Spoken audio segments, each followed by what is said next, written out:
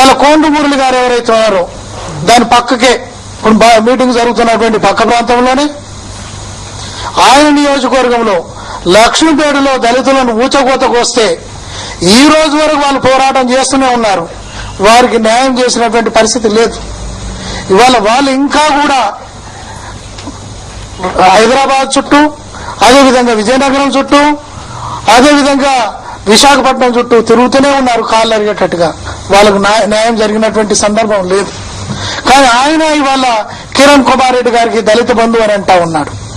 ఇక మూడో వ్యక్తి, ఆయన వేదికను పంచుకున్నటువంటి వ్యక్తి తోట త్రిమూర్తులు అనే ఒక ఎమ్మెల్యే. గతంలో ఆయన దళితులను శిరోముండనం చేసినటువంటి వ్యక్తి, దళితులను అవమానం చేసినటువంటి వ్యక్తి. ఆయన రాజీనామా చేయాలని చెప్పి, ఆయనను శిక్షించాలని చెప్పి పెద్ద ఎత్తున ఆందోళన నిర్వహించింది సాక్షాత్తు హర్షకుమార్ ఆధ్వర్యంలోనే. ఇవాళ అటువంటి హర్షకుమార్ ఇటువంటి వ్యక్తుల మధ్యలో మరి ఈయన ఏంటంటే కిరణ్ కుమార్ రెడ్డికి దళిత బంధు అని ఇచ్చి సత్కారం చేస్తున్నటువంటి పరిస్థితి. మరి వాళ్ళు ఆలోచించాల్సినటువంటి అవసరం ఉంది దళితులంతా కూడా. మరి వాళ్ళు ఏదైతే వాళ్ళు ఎస్సీ ఎస్టీ సప్లాన్ పేరు మీద దళిత శంకారావం అని పిలుపునిచ్చారో దాన్ని పూరించాల్సినటువంటి దళిత నాయకుడు అయితే అసలు రాలేదు. అంటే ఈ ఎస్సీ ఎస్టీ సబ్లాన్ కు సంబంధించినటువంటి మరి ఆ కమిటీకి చైర్మన్ గా ఉండి రాష్ట్రమంతా తిరిగినటువంటి వ్యక్తి, ఆ నివేదిక సమర్పించినటువంటి వ్యక్తి రాష్ట్ర ఉప ముఖ్యమంత్రి. మరి ఆయనైతే రాలేదు, ఆయనైతే పూరించలేదు.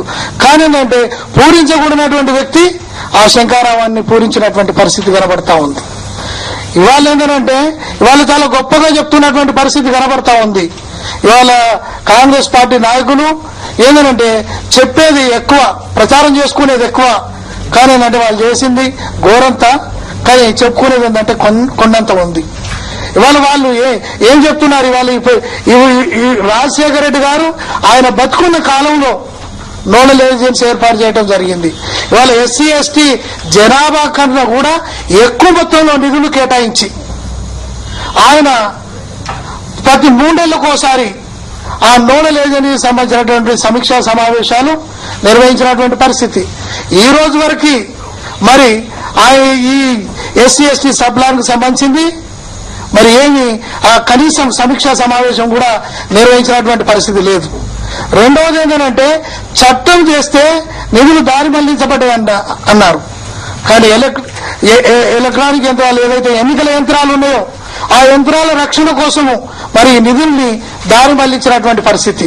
మరి దాని మీద ఏంటంటే ప్రభుత్వం సూటిగా జవాబు చెప్పాల్సినటువంటి పరిస్థితి ఉంది. ఈ చట్టంలో డీమ్డ్ టు బి స్పెంట్ అని ఒక క్లాజ్ పెట్టడం జరిగింది. మరి దాని ద్వారా ఏమిటి, మళ్లీ నిధులు దారి మళ్లించడానికి అవకాశం ఉంది. మరి ఎస్సీ ఎస్టీల కోసమే ఖర్చు చేసిన అని భావించేటువంటి పరిస్థితి ఉంది. మరి ఈ క్లాజ్ ఎందుకు పెట్టారో ఇవాళ వాళ్ళు చెప్పాల్సినటువంటి అవసరం ఉంది. ఇంకా ఏంటంటే ఈ చట్టంలో దళితుల మధ్య ఆంతర్యాలు పోవటానికి, అసలు దళితుల మధ్య ఆంతర్యాలు పోవటం ఏంది? ఇతర ప్రజలకు దళితుల మధ్య ఆంతర్యాలు పోవటానికి ప్రయత్నం చేయాలి, కానీ దళితుల మధ్య ఆంతర్యాలు పోవటానికి చట్టం తీసుకొచ్చినామని చెప్తా ఉన్నారు.